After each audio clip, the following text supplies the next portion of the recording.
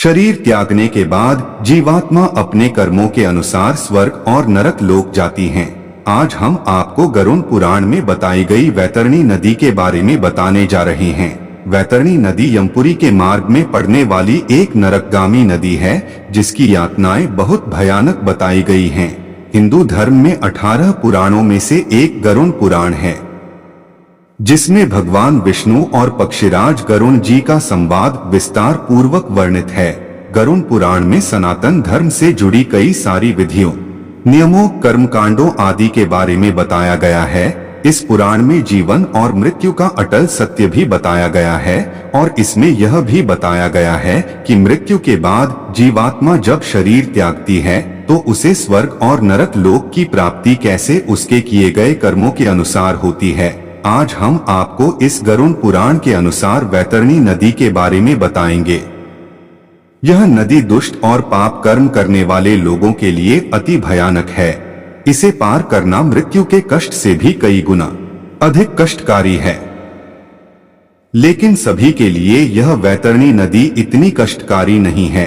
अच्छे कर्म करने वाली जीवात्माओं के लिए यह शांत और सरल है। तो आइए जानते हैं, मृत्यु के बाद जब जीवात्मा यमलोक जाती हैं, तो बीच में पड़ने वाली यह वैतरणी को कैसे पार करती हैं। गरुड़ पुराण अनुसार कैसी है वैतरणी नदी। गरुड़ पुराण के अनुसार जो पापी जीव आत्माएं यमलोक के मार्ग को जाती हैं, उनको इस मार्ग के बीच वैतरणी नदी पार करनी पड़ती है। यह नदी अत्यंत भयानक है, कई योजन लंबी है। इस नदी में घोर अंधकार है।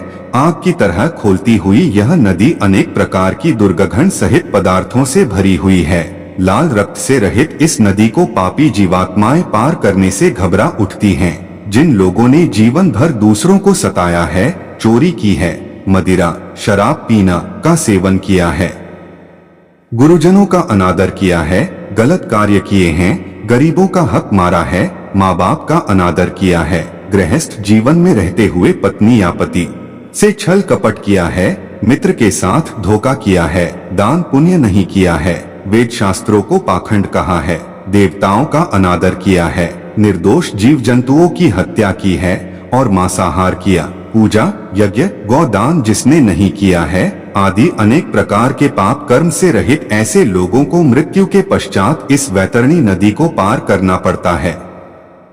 इस नदी में यमदूत पापी आत्माओं को यम पाश से बांध कर ले जाते हैं। पापी मनुष्य कई बार इसमें डूबते हैं। इस नदी में मौजूद सुई की तरह बड़े बड़े नुकीले दांतों वाले सर्प पापी आत्माओं को डंसते रहते हैं। बड़े बड़े पैने दांतों वाले गिद्ध पापी आत्माओं को नोचते रहते हैं। पाप कर्म करने वाली आत्माएं इस नदी को पार करते समय रोती बिलखती रहती हैं।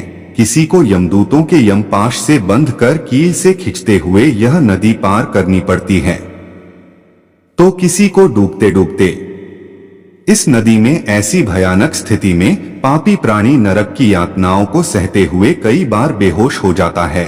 फिर होश में आकर जोर जोर से चीखता बिलखता रहता है। अंत में वह अपने पूर्व जन्म के कर्मों को याद करके पछताने लगता है। अपनी संतान, मित्र, पिता पत्नी को याद करके जोर जोर से पुकारने लगता है और भय के मारे जोर जोर से रोने लगता है और फिर इस नदी में कष्ट पाकर सोचता है कि मैंने ऐसे कर्म क्यों किए। लेकिन फिर भी यह नदी पार नहीं होती है। वैतरणी नदी किन लोगों को नहीं पार करनी पड़ती। गरुड़ पुराण के अनुसार जो लोग भगवत मार्ग पर चलते हैं, जिन्होंने भगवान विष्णु की भक्ति के साथ साथ अपने आराध्या देवी देवताओं की भक्ति की है, किसी के साथ छल नहीं किया, लोगों की सहायता की हो, भगवान के नाम की चर्चा, उनके नाम का जाप, वेद शास्त्रों का अध्ययन, यज्ञ हवन पूजन, एकादशी व्रत का पालन, 4 धाम यात्रा, मंदिरों में दान पुण्य तीर्थ यात्रा की हो, ऐसे पुण्य कर्म करने वाले लोगों को वैतरणी नदी की यातना नहीं सहनी पड़ती है। गौदान किया हो तो पार कर पाएंगे वैतरणी नदी। गरुड़ पुराण में लिखा है कि जिसने भी अपने जीवन में एक बार भी गौदान किया है, उनको वैतरणी नदी से वही गौ माता पार कराती हैं। पुराण में बताया गया है कि जब जीवात्मा वैतरणी नदी के पास पहुंचती हैं, तो उस नदी के तट पर वही गौ माता प्रकट होती हैं, जिनका दान आपने अपने जीवन काल में किया है, और फिर जीवात्मा उनकी पूंछ को पकड़कर बिना किसी यातना को भोग कर सीधा वैतरणी नदी पार कर पाती हैं। लेकिन गौ दान करते समय इस बात का ध्यान रखें कि गौ माता को उसी जगह दान करें जहां उनकी जीवन पर्यंत सेवा हो सके, गौशाला में उनकी देखरेख हो सके। ऐसी जगह गौ दान न करें जहां गौ माता को कष्ट भोगना पड़े, वरना उस पाप का स्वयं भुगतान आपको भोगना पड़ता है।